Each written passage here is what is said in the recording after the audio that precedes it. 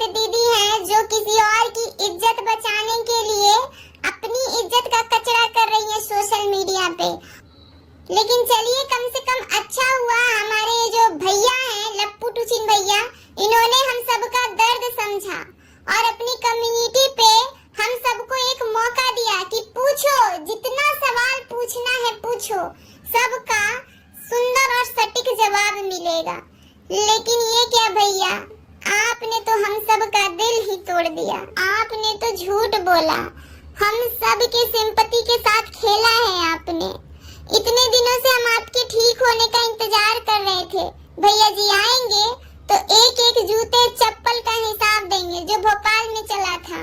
बहुत दुख पहुंचा है कमेंट में सवाल पूछने वाले भोली भाली जनता को। हम लोग सब ना बहुत ही आहत हो गए हैं आपके इस झूठे सवाल जवाब से। जनता की इमोशंस का बिल्कुल भी ख्याल नहीं है आपको। आप बिल्कुल सेल्फिश हो गए हैं, जैसे जगत दीदी सेल्फिश हो गई हैं, बिल्कुल वैसे ही आप सेल्फिश हो गए हैं। सारी बातें छुपा रहे हैं आप, कुछ बता नहीं रहे हैं हम लोगों को, और रोज रोज आप कम्युनिटी डाल रहे हैं कि आज सच बताएंगे, अभी सच बताएंगे। हमारे भैया का कोई प्लान नहीं था जाने का भोपाल, अचानक से ही प्लान बन गया था गाड़ी में बैठे बैठे, क्योंकि गाड़ी उनकी बिहार की तरफ जा रही थी, अचानक ही भोपाल की तरफ मुड़ गई। भैया के पास नॉर्मल गाड़ी नहीं है गाइस, भैया के पास है टार्जन। टार्जन का मीनिंग समझ रहे हैं? टार्जन वो गाड़ी है जो अपने आप इधर उधर घुस जाती है, अपने आप ही चलती है, अपनी मर्जी से इधर उधर चली जाती है। वही टार्जन के मालिक है हमारे भैया। और गाइस, हमारी ये जो नीतू दीदी है, वो भैया जी को रिसीव करने जाने वाली थी अपना हेलीकॉप्टर लेकर, लेकिन बीच में उनका हेलीकॉप्टर खराब हो गया, तेल खत्म हो गया था गाइस, इसलिए नीतू दीदी का ना फोन आया ना ही हेलीकॉप्टर आया, और भैया जी निराश होके वापस लौट आए। सुबह से भैया कॉल कर रहे थे और शाम को 4 बजे भैया के पास फोन आता है कि अरे आप कहाँ हैं, चले गए क्या? भैया ने कहा हाँ, हम तो 100 किलोमीटर आगे आ गए हैं। आप खुद सोचिए, हजारों किलोमीटर गाड़ी चलाकर भैया पहुंचे थे वो फंक्शन अटेंड करने के लिए, और महज 100 किलोमीटर की दूरी से भैया लौट ना सके। ये क्या भैया जी, इतिहास गवाह है, जब जब आपने किसी लेडी का नाम लिया है यूट्यूब पे अपने ब्लॉग में, उन सब लेडीज का छीछा लेदर हुआ है यूट्यूब पे, और आज की लाइव में आप एक और लेडी का नाम ले रहे हैं, नीतू दीदी का। अब क्या चाहते हैं? हम नीतू के नाम से रायता फैलाना चाहते हैं? अब नीतू के नाम से कंट्रोवर्सी चाहिए? हमको एक बात समझ में नहीं आता, इन औरतों से आपको क्या परेशानी है? क्यों आप जानबूझकर औरतों के साथ कंट्रोवर्सी करते हैं? दुनिया इतने प्यार से समझाई है कि अब कम से कम आप अपने परिवार का साथ दीजिए, लेकिन आज की लाइव में भी ये भैया जगत दीदी का ही साथ दे रहे हैं, उनके ही सपोर्ट में बोल रहे हैं। आपके पास 2-3 बहन है भैया, फिर भी आप सारी बहनों को छोड़कर इसी जगत दीदी के पीछे क्यों पागल रहते हैं? आपकी बहन ने अपने ब्लॉग में कहा है कि हमें भी अच्छा बनना पड़ेगा ताकि देवी की तरह हम पूजे जाएं। अब ऊपर वाला जाने भैया के आंखों पे कौन सी पट्टी बंधी हुई है, सिर्फ जगत दीदी का नाम जप रहे हैं। गाइस, आप लोग क्यों सवाल पूछकर भैया दीदी को परेशान कर रहे हैं? आपके इन्हीं सवालों का नतीजा है कि आज दीदी इतनी ज्यादा बौखला गई हैं, रौद्र रूप धारण कर लिया है। आंखों में आंसू लेके आप सबके सामने सिंपैथी लेने आती थी, वही आपको आंखें दिखा रही हैं।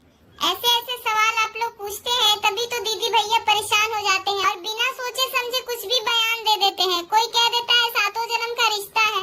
आप खुद बताइए, पति पत्नी का रिश्ता जो होता है वो 7 जन्म के लिए माना जाता है।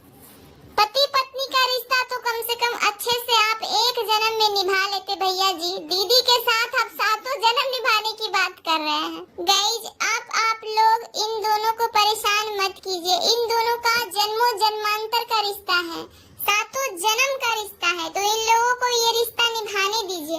अगर आप इन दोनों के बीच में सवाल खड़े किए तो आप लोगों को गालियां मिलेगी, धमकियां मिलेगी। जैसा कि जगत दीदी के चैनल पे थोक के भाव बद्दुआ बट रहा है, वो भी दशहरा ऑफर के साथ।